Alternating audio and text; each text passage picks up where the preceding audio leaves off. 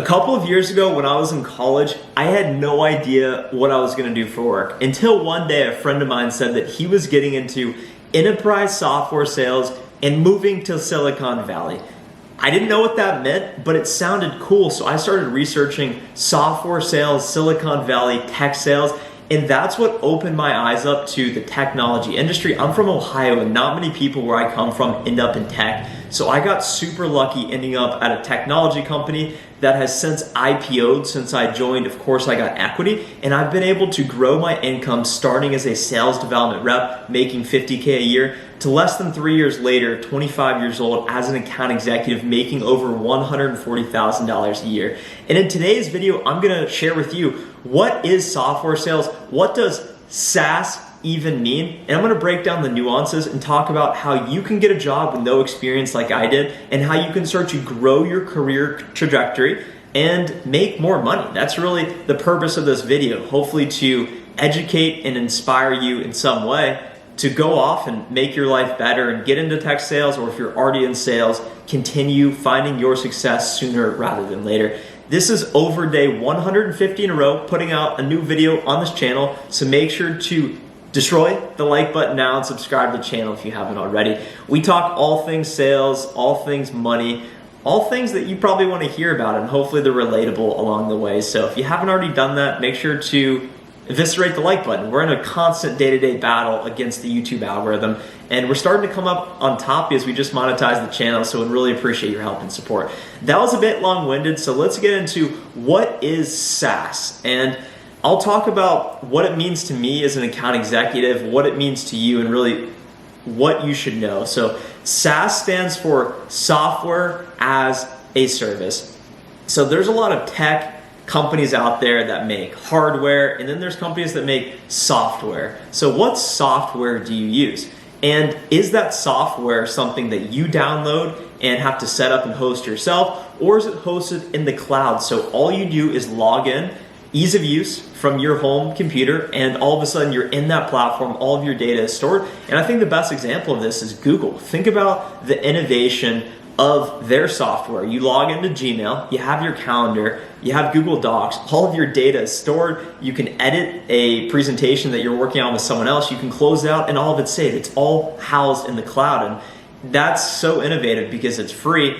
But in software sales, these B2B companies like who I work for, Qualtrics, we have a SaaS model, software as a service. So we have a software platform, and most commonly it's sold in the form of a subscription. So you as the end buyer, the customer who works for another organization, you will purchase a license that either requires you to pay monthly or an annual cost, and that is the business model. It's software as a service. You typically buy annually, monthly, or perhaps multi-year, and the whole purpose of the business model is to sell the software to you, and the more you start to use it, the more value it starts to bring your business. Eventually you can grow that license over time, and perhaps your company has other products you sell. And this term, I had no clue what it meant. When I sell a deal, I get compensated based on ARR, annual recurring revenue. So when I sell a license to a company, it's a subscription based, and it's really funny how you structure the contracts because they're set up on auto renew. So it's all about that annual recurring revenue, and that's why the business model is so incredible, because it takes a lot of upfront capital and money to develop the software. Once it is created, the actual margins are quite high because all of the data is stored in the cloud, and the more data centers you have and the more scale you reach, it becomes incredible. And we think about some of the leading companies that are doing this today. Salesforce. Salesforce is a CRM, customer relationship management software. And if you work in sales, like many of you do, you probably log into Salesforce. You get on your computer and you simply log in, and all the data is housed there, and you get in each and every day. I think a unique example of this, and many of these organizations that sell these software as a service need sales reps like you and I to go to market, because it traditionally can be really expensive. I'm selling licenses that can cost in the upwards of tens of thousands of dollars. And think about how big of a deal it is for an organization to make that investment. So you need a software sales rep like you and I to go in there, build the value, get them to agree, get them to sign up for that annual service, and then you are rewarded handsomely for that. And we'll talk about the pay here in a moment. I think an interesting case study is Slack. You may have heard of Slack. It's a communication tool. It was acquired by Salesforce for, I think, $27-28 billion recently. Slack, when they initially went to market, since it was more of a B2C, business to consumer, because consumers would log in and they can communicate with each other. Of course, they want to sell an enterprise license, so an entire organization will standardize it, and that will become their communication tool. They're trying to impact email. They didn't necessarily have a large sales force. They didn't have a lot of salespeople because the product almost sold itself, which is very unique. Many of the leading software organizations, when we think about ZoomInfo, Snowflake, HubSpot, Salesforce, Palantir, you need a sales force to take the software to market, and that's why you see a Slack get acquired by a Salesforce. You automatically get that Salesforce. That's why you see a company like Palantir partner with IBM. You have their Salesforce. That's why you see a company like Qualtrics get acquired by SAP to grow that global footprint in that Salesforce. You as a salesperson are incredibly valuable, and you will get paid based on your ability to take that software to market. And the way in which you do that is by cold calling, by sending emails, by prospecting, and getting people to hear out how the software will help them get promoted, help them become more successful, and then help their business as a result. This was a pretty high level video, so when we start to think about what this actually means to you and I, most likely you're trying to break in and find your dream sales job. You'll have to start as a SDR or BDR. That is someone who is completely focused on pipeline generation prospecting.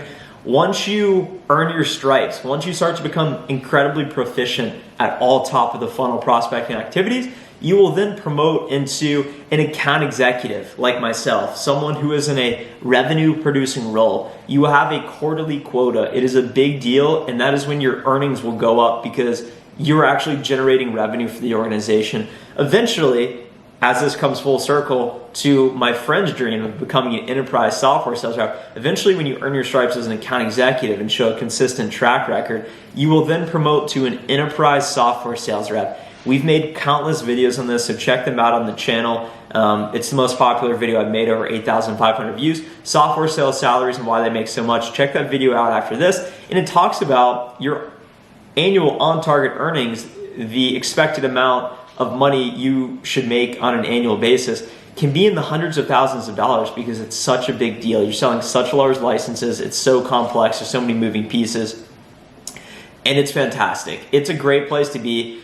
I will never leave tech if I have anything to say about it. Perhaps I can get in the financial space by investing. That'd be great one day. I want to stay in technology. It's the place to be. That's where the money is at. That's where the innovation's at. So I encourage you to figure out how you can get in, how you can become more successful. And by watching these videos, you will see an insider frontline experience of someone who has worked themselves up in software sales and is growing a presence in the industry. So make sure to subscribe to the channel if you haven't already. The goal is 100,000 subscribers, so really appreciate your support. If you have any questions, drop them in the comments below. If you don't know what to say, but you want to let the YouTube algorithm know that you're there, make sure to comment something, just emoji, whatever you think to support the channel. Thanks so much for watching. Feel free to reach out to me on LinkedIn if you'd like to join networks. I'd be happy to network with you or do whatever. Anyways, have a great week. We'll talk soon. Bye.